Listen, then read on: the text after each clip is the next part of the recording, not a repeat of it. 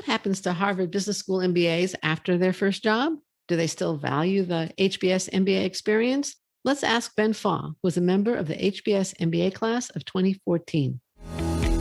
Welcome to Admission Straight Talk, the podcast dedicated to graduate admissions and helping you approach the application process thoughtfully and successfully. Your host is Accepted's founder and world-renowned admissions guru, Linda Abraham.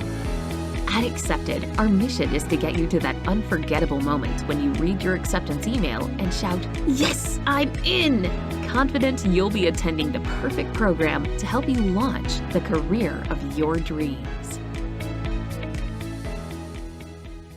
Hello and welcome. Thanks for joining me for this, the 419th episode of Admission Straight Talk. Thanks for tuning in. Before we hear more about and from our guest today, I'd like to invite you to Accepted's next MBA Masterclass, Get Accepted to Harvard Business School, which I will present on Wednesday, June 2nd.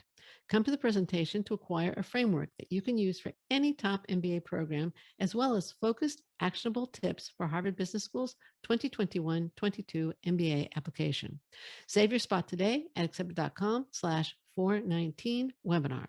Again, that's accepted.com/419 webinar. I'd like to welcome back to Mission Straight Talk, Ben Faw, who was previously a guest on Mission Straight Talk way back in episode 59, just about 7 years ago. At the time, Ben had just graduated from HBS and was about to take a position with LinkedIn. Prior to attending HBS, Ben attended West Point, the U.S. Army Ranger School, and served in Hawaii, Iraq, and Kuwait. What's happened since graduating from HBS? Let's find out from Ben. Ben, welcome to Admission Straight Talk. It's a delight to be able to engage again. Thank you. Now, when we last spoke, you had recently graduated or about to graduate from Harvard Business School, and you were about to start a position at LinkedIn. What's happened since then? Bring us up to date. Yeah, it's been a really interesting and exhilarating journey. There's been a couple of twists and turns, but to start with, LinkedIn was super positive experience for me. Was able to get a lot of understanding around the technology, particularly the technology and the digital advertising ecosystem, and just a ton of exposure to what right can look like, what a top organization in the technology field can look like, and particularly what it takes to maintain a strong positive culture. As you know, none of these cultures come for free. They're something you build and then have to maintain, and got to see all of that. And then had worked with a classmate of mine from business school on a startup project that got to the point where I could actually join full time in the fall of 2015. So about a year and a half after business school, that company, Best Reviews, ended up growing quickly, and we sold that in early 2018 to Tribune Publishing, which is at the time published the Chicago Tribune and several other newspapers for over 100 million. And from there, was fortunate enough to be able to help a lot with that integration, got a little bit of knowledge around the newspaper world, transitioned to an advisory role there, and have built out a new software company called AdVon Commerce, leveraging a lot of the kind of insights and perspectives from working in that e-commerce and digital marketing world. Wow. That's quite a story for 7 years. Whoa. You also got married. You forgot to mention that. That's another truth. That I got married the very end of 2019, which proved fortuitous given the situation that's unfolded in 2020. For sure. All right. Now, look, a couple of questions. Do you feel like you're still using your MBA degree? Either the network, the education, looking back on the experience? Yeah, that's a great question, Linda. I personally believe, and the data would prove it out, I use almost every aspect of the MBA every single day of the week. And that includes Saturday and Sunday. And I don't always work all of those days, but for me, it's the network that is used almost every single day for me, but certainly multiple days per week in one capacity or another, directly. And then indirectly, the lessons and insights from the network are every day.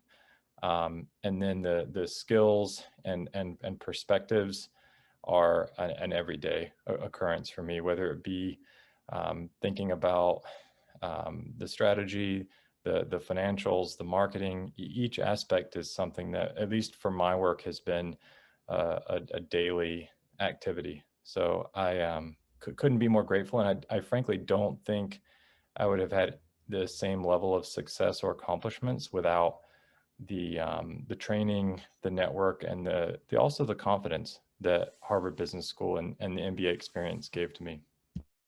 Do you think the case method was a significant ingredient in that value proposition? I think in my own case it was just because I learned well through that method, and for me, it provided, I think, a way to kind of truly see this in action in an actual scenario. And so I think in my case it did. And one thing I had done was I actually wrote a small journal entry every day while at business school on kind of what I took away from the cases. So I think that process of like preparing for a case, experiencing a case in the classroom, and then that final kind of reflect on the case really helped the knowledge kind of sink in a little bit deeper than it might have otherwise. That makes sense. That makes a lot of sense. Did you know when you started Harvard Business School that you wanted to be an entrepreneur in the tech space specifically? I thought it was a place that would be pretty interesting, and having done time at Tesla Motors prior to Harvard Business School, I had a little bit of taste more on the clean tech side of the industry. But there were some things about the tech world within entrepreneurship in terms of some of the collegiality, some of the acceptance and almost encouragement of failure, the kind of never-ending focus on learning that I thought were pretty unique and I thought aligned. At the same time, I kind of realized unless you've got a project and either you want to go alone or a team that you really want to be a part of, I think forcing entrepreneurship can be a mistake. And so for me, it was, I felt confident it would be something I'd pursue, but I felt like the timing would make sense. And I think for me, doing that first year and a half at LinkedIn was the right decision. Okay, great. It sounds like you also learned a lot at LinkedIn based Exactly. on your I think intro. without that foundation, and it's it's interesting once you get into the entrepreneurial world, particularly if you're going to do, any sort of meaningful partnership or a sale of a business, the counterparties almost always put some value, if not a lot, on the other brands you're associated with.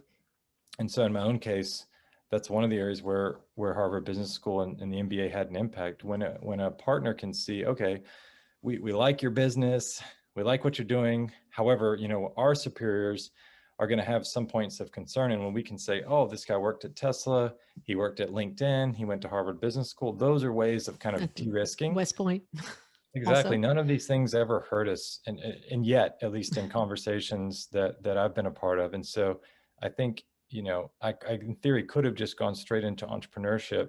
But I think I would have potentially been limiting myself over the longer term because of that incremental training, brand, and network from LinkedIn.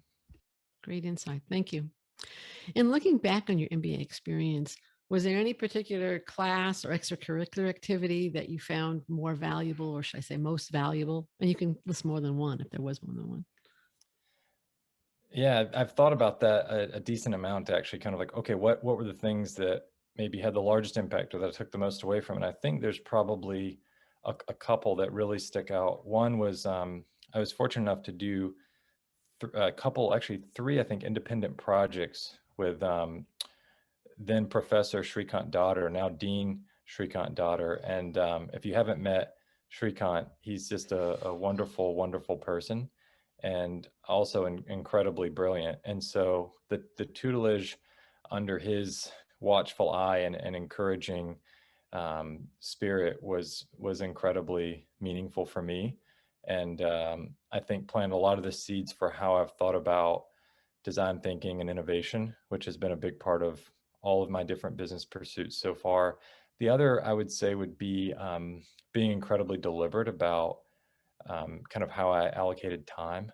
I had a smaller pool of, a few dozen people that I got to know extremely well versus, I know some people thought, oh, I'm gonna somehow like get some real like small set of knowledge on like every single person in the whole class. And maybe that's right for some people, but for me, it was the right path to kind of be a little more focused and deliberate. And I think those relationships and the way those people taught me things beyond the classroom itself was incredibly impactful then and continues to be impactful today.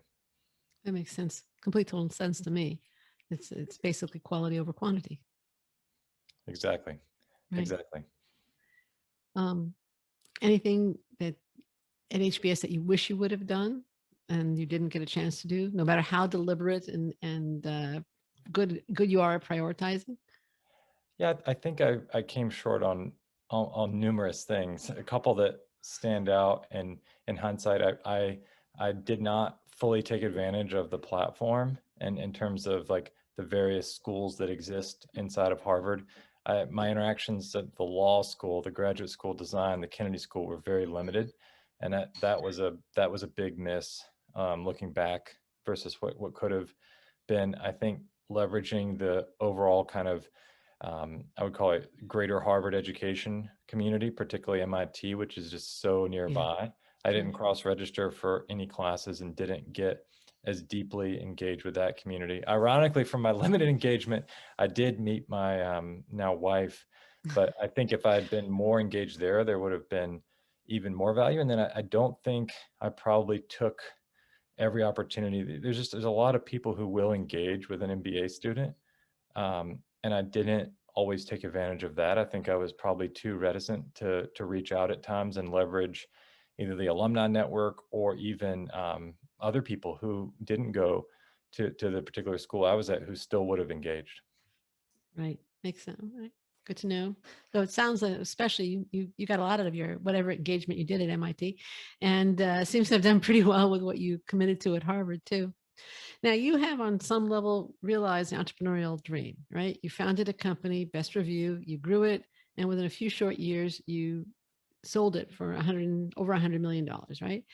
What qualities, skills, and education, if somebody has that dream, okay, whether it's even if it's not quite 100 million, it's a nice a profitable exit, let's put it that way, okay?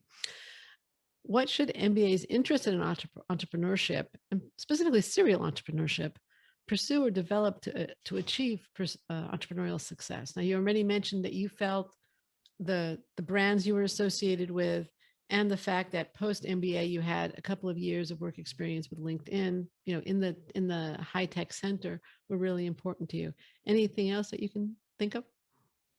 Yeah, that's a really interesting question that I don't think I've actually been asked before, but I think there are three ingredients that I would recommend to really anyone who's going to business school or at business school and knows with a reasonable sense of certainty they want to take an entrepreneurial path.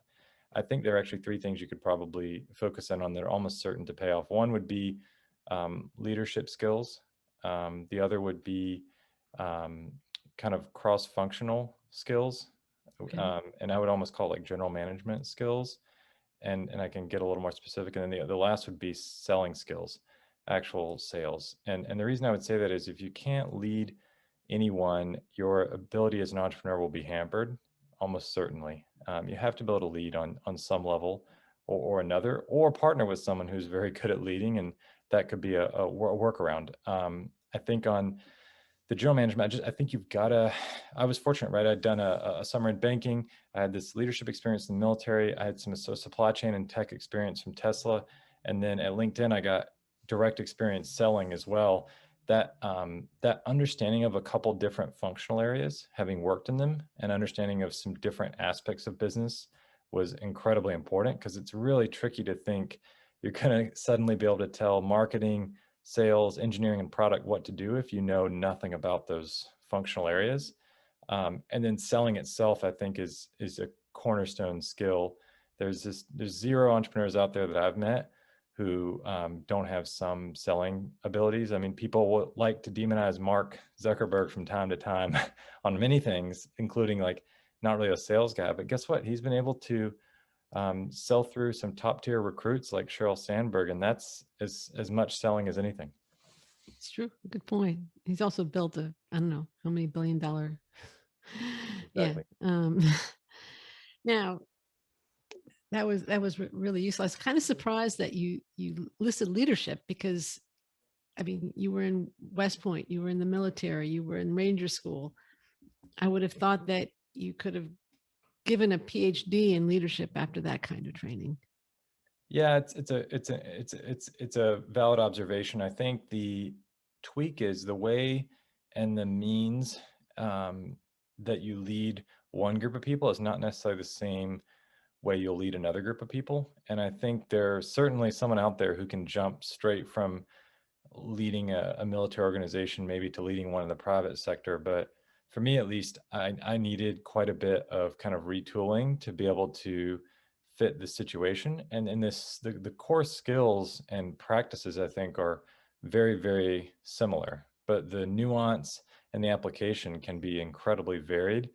So I think for me, that time in banking and at Tesla and at LinkedIn all helped me better adapt my leadership style to leading, an entrepreneurial technology company versus leading a unit in the military. Well, I would assume the latter is much more hierarchical. There I've is never that. been in the military, but so I am told. There is that. I mean, I was in a very nuanced situation, even in the military, where I was allowed to operate with a large degree of autonomy. Okay. And then I had a large degree of autonomy at LinkedIn in particular in the role I was in. But I think there's something to be said for being able to put in place and build certain processes. It's ironic, you hear people thinking like, these military guys are going to be super hierarchical. Some of them are, and you think they're very process oriented, and some of them are. However, building processes is not the same as following them. And if you think of people who are really good at building processes, it's actually not necessarily a military person. You could Really? have someone who's done incredibly entrepreneurial things. They've never been a part of a bigger company, but they actually know how to build processes quite well because they've been forced to. Whereas the big company person from, Google or whatever in tech or from the military, they may have very, very limited skills at building the process because guess what? Someone already built it for them. Right. Right. Makes sense. Thank you. Now you have your own new startup, right? AdVon Commerce. Can you tell us about it? Yeah, I can. It's been an exciting journey. One of the insights from all the time at Best Reviews, and particularly through the Tribune integration acquisition, was there are all of these incredible curators of content who've built incredible publishing organizations, but they're simultaneously trying to digitally transform because they were print focused prior, whether they be a magazine or newspaper or a trade journal. They're at the same time trying to build digital subscription models, and they're trying to build digital advertising models. This is a lot to take on at once Right. for anyone. And there's this opportunity in commerce that some of them see, some of them don't, but it's hard to simultaneously do two things at once, much less three or four. And so what I realized was there was an opportunity to build potentially tools, products, solutions for these publishing organizations to help them adapt and hopefully even thrive in a very kind of post-print digital world. And one of the exciting things about the Tribune experience was being able to help keep jobs in journalism. We were, a profit center within a struggling company, and with AdVon Commerce, we've been able to have similar positive impact where we can truly help companies and support, high integrity journalism, which I think now more than ever maybe is an important aspect of what America stands for and what the world stands for. Or what the world needs, that's for sure. Exactly. Yeah. We've talked about your experience in the MBA and valuable experiences for entrepreneurs like at Harvard or immediately post.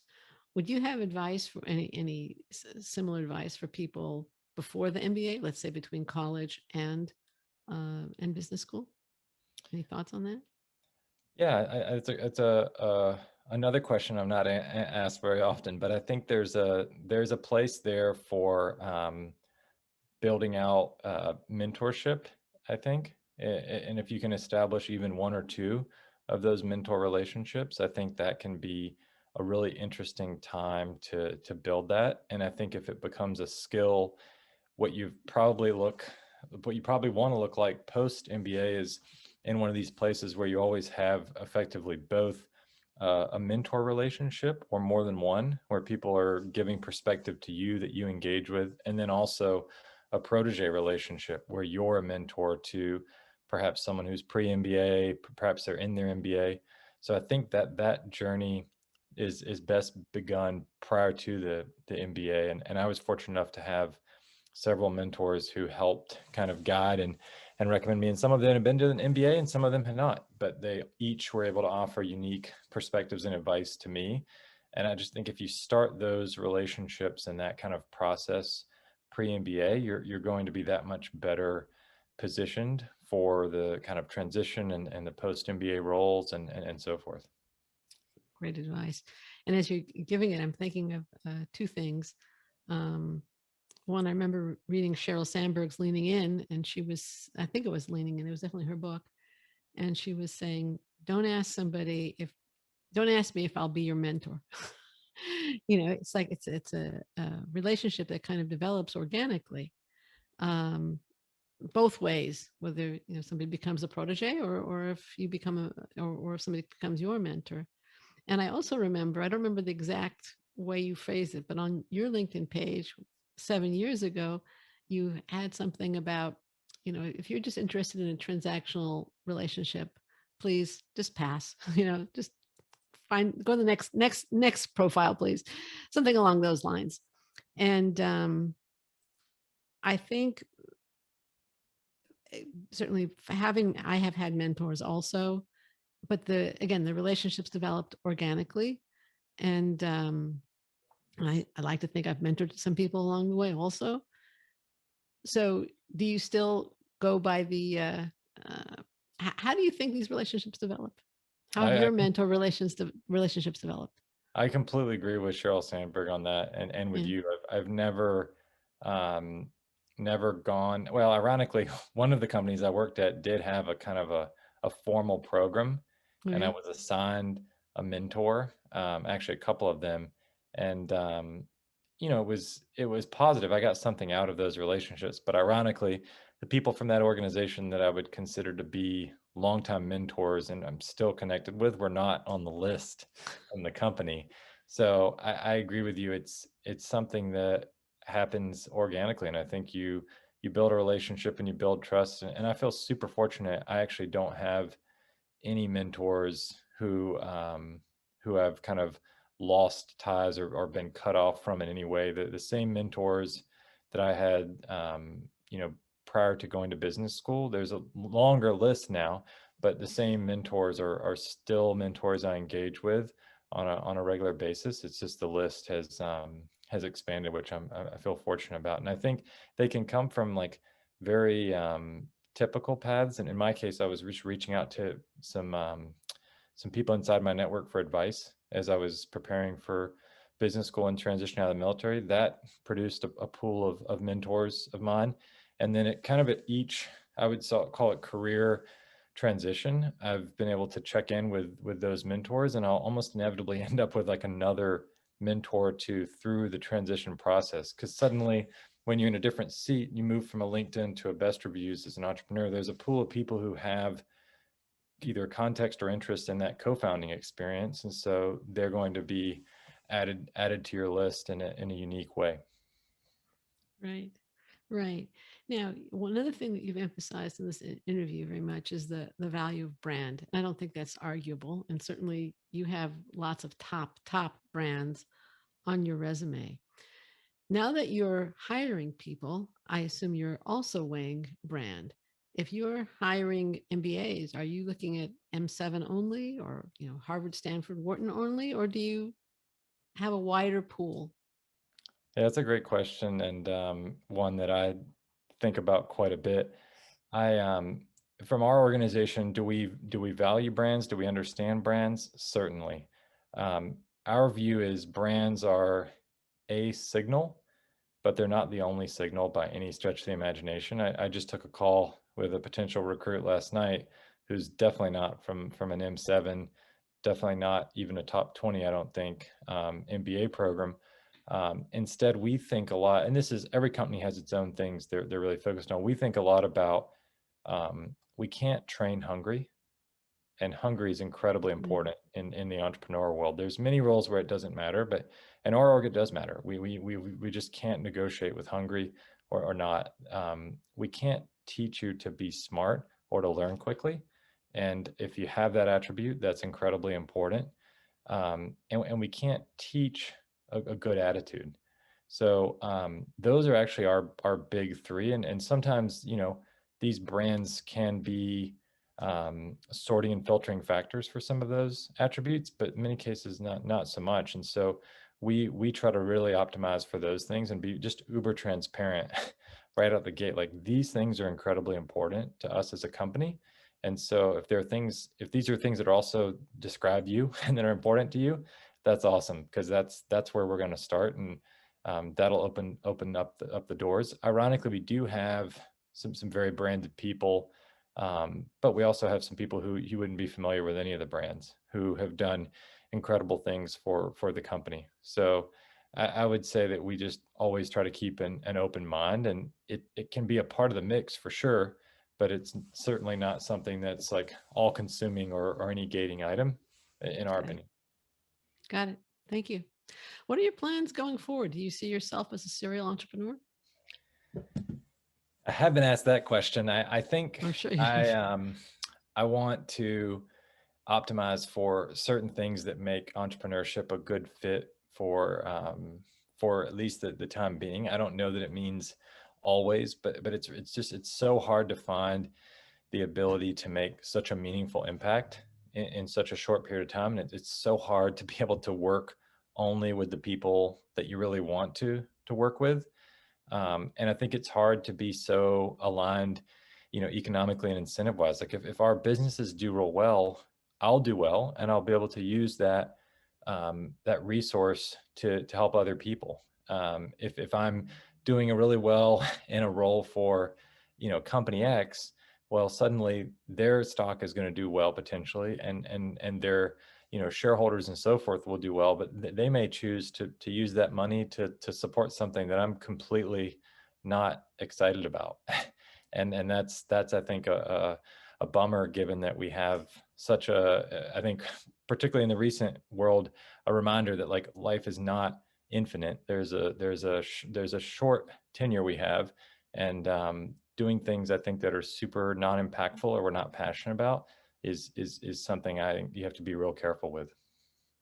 Okay, great. Thank you. Now, you might have already answered this, but I'm going to ask it again if it's okay with you. When we spoke way back in 2014, you had recently written an article about things you had and had not learned at HBS, including the value of an MBA experience. And you're smiling because you know what I'm going to say.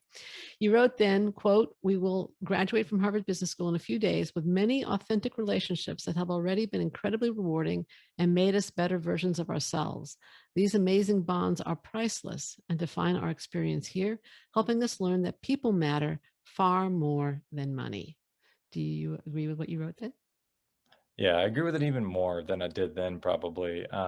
Having had some level of what some might consider to be, financial or monetary success, um, for me, it's certainly something I'm very grateful for. But I think the alternative side of the coin is I actually have got, I feel like, an incredible pool of accomplished and talented and just incredibly interesting friends, and even of my pool of friends, I feel incredibly fortunate in the relationships that I have throughout not just the US but the whole world. I think that if I value my own kind of life from a relationship perspective, it's just so incredibly rich that it's by far the kind of most valuable resource that I have. And without Harvard Business School, it wouldn't be nearly as rich. And the things that have transpired post have only opened even more of those same doors to even more incredibly authentic and frankly exciting relationships. It goes back to quality. Exactly. Yeah, It's, I it's, don't think there's an infinite quantity, but boy, there is more quantity than I expected. I kind of felt like I had this pool of friendships I'd built and relationships through the military and West Point and so forth. And I was like, if even if Harvard Business School's 2 years versus 4 years of undergrad, even if I have half the same quantity come out, it's a huge win and it's worth every penny of the costs. And I couldn't have been more wrong in terms of you can end up, I think, through all the different kind of secondary effects and so forth, you can end up with an even larger pool of authentic relationships from HBS and from business school in general than from your undergraduate experience. And I never would have expected that because it is yeah, shorter, but because it ties in so deeply with like the rest of your life in many cases, it's just one relationship leads to another. There's individual friends I have from business school who, because of them, I have literally a handful of other friends now because they've introduced me to their friends that we end up, connecting on any number of levels. So it's an incredible flywheel effect. right. I guess it's the positive. It's a positive perspective on networking. It's when you do create meaningful relationships with people, it does create a network. It's a powerful network, but it's not the what's in it for me kind of networking that you get at mixers and I don't know, the stuff that's not fun. What would you have liked me to ask you? Um, I think one interesting question is what is the what's the biggest challenge of the MBA? Kind of the biggest challenge in terms of the experience and then kind of how you leverage it. Um, Okay, go for that's it. I one love that it. that's one that I haven't been asked. I think could be interesting, and I think for me the biggest challenge remains, and I think people talk about it and that you hear about it, but it isn't. You can't talk too much about the fact that um, there's always four right choices and four doors to go through and four different things to do with that 12 o'clock appointment. Um, and I think I didn't fully appreciate, despite being, I think, a person who's pretty good at like time management and prioritization, just how many competing good choices there would be. And I think that's the biggest challenge of the MBA. And what I think is incredible about it is if you can really nail it, that doesn't go away. So even now, I feel incredibly fortunate, but I know I'm not alone. There's almost always four interesting ways to, make a slight career change, or 4 or 5 places I could live, or 4 or 5 calls I can take at 7 p.m. And how you weigh and measure and make the trade-offs on what to do with that, frankly, most precious resource of time is, I think, the biggest challenge of the MBA and arguably the biggest opportunity if you can really nail, internal processes and practices that don't create a fear of missing out, don't create a bunch of like regrets. Instead, they kind of create confidence in your process and how you approach time management. I think that can just be an incredible foundation for the rest of your professional and frankly adult life, because it won't, in most cases, if you have any level of success, it will not get easier. It will get progressively harder and harder because there's just more and more competing, tasks and opportunities for your time. That's true. That's a great perspective. I want to thank you for that. It's also, I think, one of the big, not just of the MBA, I think it's just challenges of life is determining what's important to you and balancing those different priorities and the demands on your time. You're right. There always are at least four different ways that you can spend a half hour or an hour. And that makes it that makes me even more appreciative that you chose to spend the last 35 minutes here with me on this podcast, because I know there's a lot of different ways you could spend your time, and this is all giving on your part. So I want to thank you again, Ben, for joining me and for sharing your perspective and your experience. Congratulations. It's been obviously incredible 7 years for you personally and professionally. Where can listeners learn more about you and about AdVon Commerce? Yeah, thanks, Linda. We've got our site is just advoncommerce.com. It's pretty easy to find us. I'm on LinkedIn and have some of my blog content up on just benfaw.com. So pretty straightforward stuff, and always nice to hear from people and have some writing out there that may or may not be helpful. I certainly hope it is helpful. I saw one of your articles. I shared it with my husband right away, and we both thought it was very, very helpful and very good. So thank you again. We're going to link to benfaw.com, advoncommerce.com, and related podcasts and articles, including our previous interview with Ben Faw when he had just graduated, all from accepted.com/419. Thanks to you, listener, for tuning in. Again, I invite you to the upcoming Get Accepted to Harvard Business School webinar. Reserve your seat now by registering at accepted.com/419 webinar. And a final request, if you find the show worthwhile, please share the good word by leaving a review on iTunes. Your doing so helps us spread the news about Admission Straight Talk. Plus, leaving that review will enroll you effortlessly in the Thank You for Your Review contest. One listener a month who leaves a podcast review on Apple Podcasts, also known as iTunes, will win a free 20-minute consultation with me. You can leave your review at lovethepodcast.com/AST. I look forward to hearing from you and speaking with you. This is Admission Straight Talk produced by Accepted, and I'm your host, Linda Abraham. I'll talk to you again next week.